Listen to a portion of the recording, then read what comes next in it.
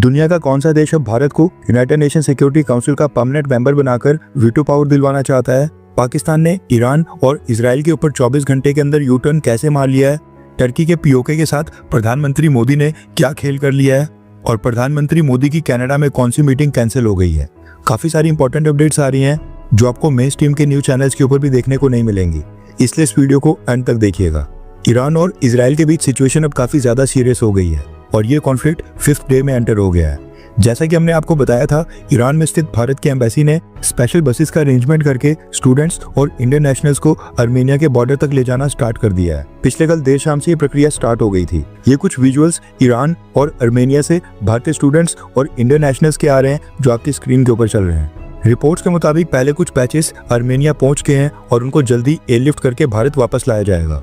Indian air force का एक military transport plane या फिर एक स्पेशल फ्लाइट के जरिए इन सबको भारत वापस लाया जाएगा। इसके साथ ही भारत की एम्बेसी ने ईरान की राजधानी तेहरान सिटी में प्रेजेंट सभी इंडियन से कहा है कि अगर वो खुद ही ट्रांसपोर्टेशन अरेंज कर सकते हैं तो सबसे पहले तो तेहरान सिटी से बाहर निकलें या फिर आर्मेनिया बॉर्डर तक पहुंच जाएं। एटलीस्ट सबसे पहले तेहरान सिटी से बाहर निकलकर किसी दूसरी लोकेशन के ऊपर सेफली पहुंच जाएं। रिपोर्ट्स के मुताबिक तेहरान सिटी के ऊपर एक बड़ा हमला हो सकता है, इसलिए भारत की एम्बेसी ने ईरान में प्रेजेंट सभी इंडियन से कहा है कि एम्बेसी को कांटेक्ट करके अपनी लोकेशन और फोन नंबर्स प्रोवाइड करें ताकि अगर इवैक्यूएशन की नीड हो तो भारत सरकार मदद कर सके।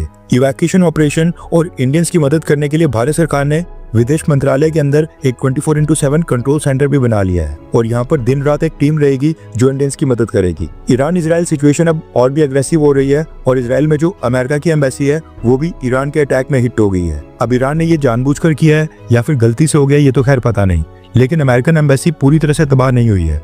बताया जा रहा है कि इजराइल में स्थित अमेरिकन एम्बेसी का एक सेक्शन डैमेज हुआ है और इस हमले के बाद अमेरिका के प्रेसिडेंट डोनाल्ड ट्रंप ने भी अपना कनाडा का दौरा बीच में ही छोड़ दिया है। डोनाल्ड ट्रंप G7 समिट को अटेंड करने के लिए कनाडा गए थे, लेकिन बीच में ये समिट कंप्लीट किए बिना वो वापस से अमेरिका चले गए हैं।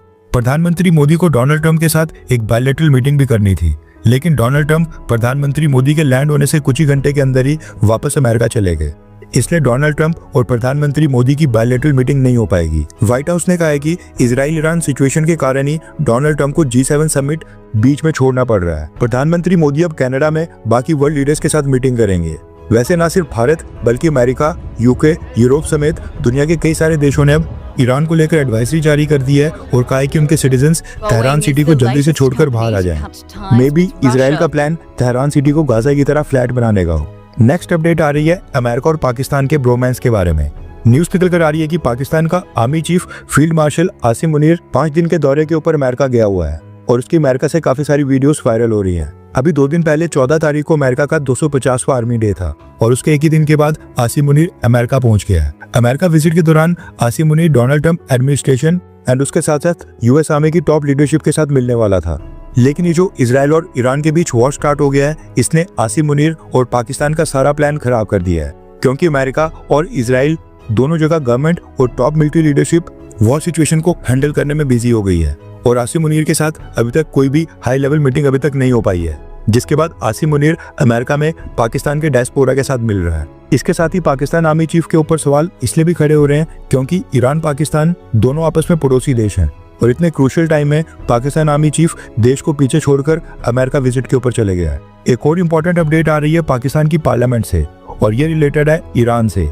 आपको याद होगा पिछले कल मैंने आपको एक न्यूज दी थी जिसमें बताया था कि ईरान के national security council member Mohsin Rezaei ने 2 दिन पहले एक इंटरव्यू में स्टेटमेंट दी है जिसमें उन्होंने बताया कि पाकिस्तान की सरकार ने ईरान की गवर्नमेंट और ईरान के सुप्रीम लीडर से प्रॉमिस किया है कि अगर इजराइल ने ईरान के ऊपर न्यूक्लियर मिसाइल से हमला किया यानी परमाणु हथियारों का इस्तेमाल करके ईरान के ऊपर हमला किया तो फिर उस केस में पाकिस्तान बीच में कूदेगा और फिर पाकिस्तान भी इजराइल के ऊपर अपने न्यूक्लियर वेपन्स और न्यूक्लियर मिसाइल्स फायर करेगा। यानी पाकिस्तान ने ईरान से वादा किया है कि वो उनका बदला लेंगे और अपने न्यूक्लियर वेपन्स ईरान के डिफेंस के लिए भी इस्तेमाल करेंगे। कहने का मतलब है कि जब तक इजराइल ईरान के साथ नॉर्मल कन्वेंशनल हथियार यूज करके ईरान के ऊपर हमला कर रहा है तब तक पाकिस्तान साइड के ऊपर बैठेगा, लेकिन अगर इजराइल ने ईरान के ऊपर न्यूक्लियर इस्तेमाल किया तो फिर बदले में पाकिस्तान, जो कि दुनिया का एक अकेला मुस्लिम देश है जिसके पास न्यूक्लियर वेपन्स हैं, वो मुस्लिम उम्मा की रक्षा करने के लिए अपने न्यूक्लियर वेपन्स का इस्तेमाल करेगा। अब ये स्टेटमेंट सुनकर न सिर्फ ईरान एंड पाकिस्तान बल्कि फलस्तीन से लेकर टर्की और दुनिया के कई सारे मुस्लिम देशों के लोग काफी खुश हो गए थे कि मुस्लिम उम्मा के लिए पाकिस्तान अपने न्यूक्लियर वेपन्स भी इस्तेमाल करने वाला है। लेकिन जैसे ये स्टेटमेंट सोशल मीडिया के ऊपर वायरल हुई उसके 12 घंटे के अंदर ही पाकिस्तान की तरफ से यू टर्न मार लिया गया है। सबसे पहले आप ये वीडियो देखिए। जनरल्स को कोट करके कि जी पाकिस्तान ने ये कहा है कि अगर इसराइल ने हमारे ऊपर न्यूक अटैक किया तो पाकिस्तान इसराइल के ऊपर न्यूक्लियर हमला कर देगा। ये गैर ज़िम्मेदाराना और इतनी झूठी खबर है। और पाकिस्तान का डिटरेंस इज ऑब्वियसली अल्लाह ताला ने इस मुल्क को ना सिर्फ न्यूक्लियर कुव्वत बनाया बल्कि मिसाइली कुव्वत भी बनाया हुआ है। लेकिन ये हमारी अपनी सिक्योरिटी के लिए है, हमारी अपनी स्टेबिलिटी के लिए है, इस रीजन में स्टेबिलिटी के लिए है। वरना 9/11 के बाद दोनों फौजें 11 महीने eye ball to eye ball खड़ी रही।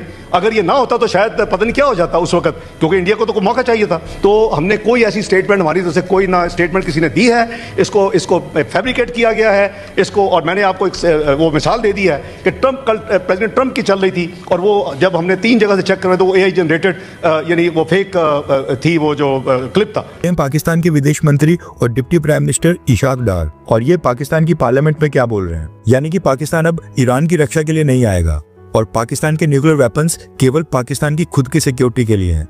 ये कहना है पाकिस्तान का और पाकिस्तान के विदेश मंत्री का। मे बी अमेरिका से कॉल आ गई हो तभी ये सफाई पेश की जा रही है।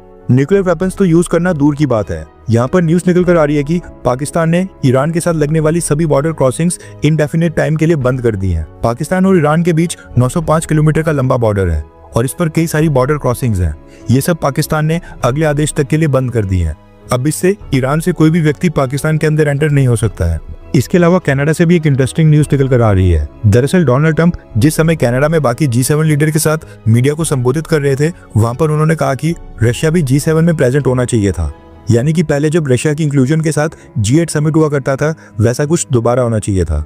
डोनाल्ड ट्रंप ने मीडिया के साथ बात करते हुए कहा कि कनाडा के पिछले प्राइम मिनिस्टर जस्टिन ट्रूडो और पिछले अमेरिकन प्रेसिडेंट बराक ओबामा, इन दोनों ने साजिश करके रशिया को G8 से बाहर कर दिया और ये G7 बन गया। उन्होंने ऐसा करके गलत किया। डोनाल्ड ट्रंप ने लिटरली इंसल्टेड वर्ड का यूज करते हुए कहा कि ट्रूडो और ओबामा ने जो रशिया को G8 से बाहर फेंका, इससे रशियन प्रेसिडेंट व्लादिमीर पुतिन की इंसल्ट हो गई थी। यानी कि डोनाल्ड ट्रंप अब ये आइडिया प्रमोट कर रहे हैं कि रशिया को वापस लाकर G7 को G8 बनाया जाए।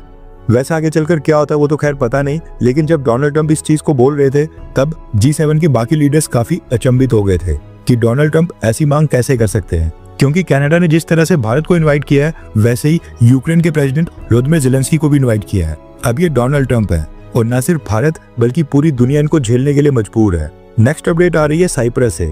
प्रधानमंत्री मोदी अभी तो खैर कनाडा में है, लेकिन पिछले कल जब वो साइप्रस में थे उन्होंने एक ऐसा मास्टर स्ट्रोक खेला है जिससे टर्की और टर्की के प्रेसिडेंट अर्दोगान की नींद हराम हो गई है। दरअसल साइप्रस का जो नॉर्दर्न पार्ट है उसको टर्की ने 1974 से इलीगली ऑक्यूपाई करके रखा हुआ है एंड इसको नाम दिया है Turkish Republic of Northern Cyprus and इसको केवल टर्की मान्यता देता है। अब जो इंडिपेंडेंट साइप्रस है यानी कि रिपब्लिक ऑफ साइप्रस, ये लोग आज भी अपनी टेरिटरी वापस मांगते हैं, लेकिन टर्की ने यहाँ पर अपने 30,000 से भी ज्यादा ट्रूप्स को तैनात कर दिया है और न सिर्फ सेना बल्कि यहाँ पर हथियारों को भी डिप्लॉय करके रखा है। इवन यूनाइटेड नेशंस और सिक्योरिटी काउंसिल भी बोल चुकी है कि टर्की ने इंटरनेशनल लॉज का उल्लंघन करके इलीगली इसको ऑक्यूपाई करके रखा हुआ है और टर्की अपनी सेना को यहाँ से वापस ले ले। अब ये जो नॉर्दर्न साइप्रस और रिपब्लिक ऑफ साइप्रस है, इसके बीच में इन दोनों को डिवाइड करते हुए एक एरिया है जिसको बफर जोन कहा जाता है। टर्की की सेना काफी स्ट्रांग है, इसलिए टर्की जबरदस्ती आगे आकर साइप्रस का और एरिया भी हड़प ना ले, इसलिए यूएन सिक्योरिटी काउंसिल ने यहाँ पर इस बफर जोन में United Nations peace keeping forces को तैनात करके रखा हुआ है। अब प्रधानमंत्री मोदी ने क्या किया कि सबसे पहले तो साइप्रस जाकर साइप्रस की टेरिटोरियल इंटीग्रिटी के ऊपर साइप्रस की सरकार को समर्थन दिया एंड उसके साथ ही भारत ने कहा कि नॉर्दर्न साइप्रस के इशू के ऊपर हम यूनाइटेड नेशन सिक्योरिटी काउंसिल के रेजोल्यूशंस के आधार पर इस पूरे मुद्दे का निपटारा चाहते हैं, जो कहता है कि टर्की ने इसको इलीगली ऑक्यूपाई करके रखा हुआ है और टर्की यहाँ से अपनी सेना को वापस ले।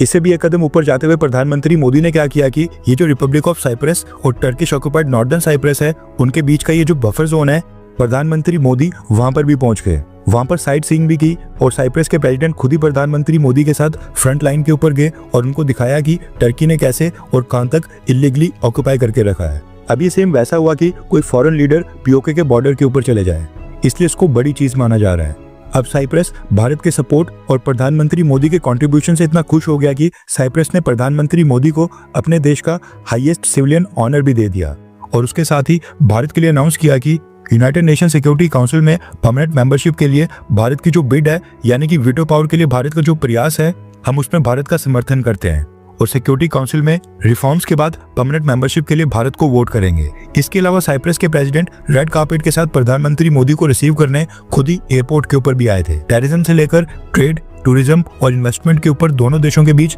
कई सारे एग्रीमेंट और अनाउंसमेंट भी हुई, जिसमें से सब कुछ मेन मैंने आपको बता दिया है। अब देखा जाए तो टर्की और टर्किश प्रेसिडेंट अर्दोगान ये अगर अपनी लिमिट्स को क्रॉस कर रहे हैं और युद्ध के दौरान भी पाकिस्तान को सपोर्ट करेंगे तो प्रधानमंत्री मोदी का ये कदम बनता ही है। और प्रधानमंत्री मोदी की ये साइप्रस विजिट काफी ज्यादा इंपॉर्टेंट हो गई थी, वरना साइप्रस काफी छोटा सा देश है और अकेले हरियाणा के अंदर ही 5 साइप्रस जितने देश निकल आए। अब देखना ही होगा कि टर्की का क्या रिएक्शन आता है और हम उसको भी कवर करेंगे। इसके अलावा ये वीडियो गाजा से काफी वायरल हो रही है, जो आपको भी देखनी चाहिए। दरअसल इजराइल डिफेंस फोर्सेस ने अब गाजा के अंडरग्राउंड टनल्स की आउटिंग से कंक्रीट भरना स्टार्ट कर दिया है। टनल्स का नेटवर्क काफी कॉम्प्लेक्स है, जो कि गाजा के मिलिटेंट्स ने कई सालों से बनाया है, इसलिए अब इजराइल डिफेंस फोर्सेस ने इन टनल्स में कंक्रीट भरना स्टार्ट कर दिया है, जिससे अब ये टनल्स पूरी तरह से बंद हो जाएंगे या फिर हमास को नए टनल्स बिछाने पड़ेंगे। हर 24 घंटे के अंदर जियोपॉलिटिक्स में बड़े फेरबदलाव और उलटफेर हो रहे हैं और भारत के लिए नए चैलेंजेस आ रहे हैं। कोई देश अपने फैसले से पलट रहा है तो कोई देश ब्लैकमेलिंग के ऊपर उतर आया है। सभी देश एक दूसरे को नीचे लगाने की कोशिश कर रहे हैं। इन सब के बीच हमारा भारत किसी भी देश से पीछे न रह जाए, इसके लिए मोदी सरकार लगातार कोशिशें कर रही है। एंड भारत की foreign policy, defence news, economy और ग्लोबल अफेयर्स का सही एनालिसिस पर हम सभी फैक्ट्स और डेटा बिल्कुल सरल भाषा में एनालाइज करते हैं, बिना किसी एजेंडा के। और ऑथेंटिक एनालिसिस आप तक लगातार पहुंचे तो इस वीडियो को लाइक करें, को सब्सक्राइब करके बेल नोटिफिकेशन ऑन करना मत भूलिए। आपका एक लाइक हमारे चैनल को ग्रो करने में काफी मदद करेगा और एक सब्सक्राइब ये सुनिश्चित करेगा कि आप किसी भी इंपॉर्टेंट अपडेट को मिस ना करें। अगर आपने हमारे चैनल को पहले से सब्सक्राइब किया है तो दिल से धन्यवाद। जय हिंद, वंदे मातरम।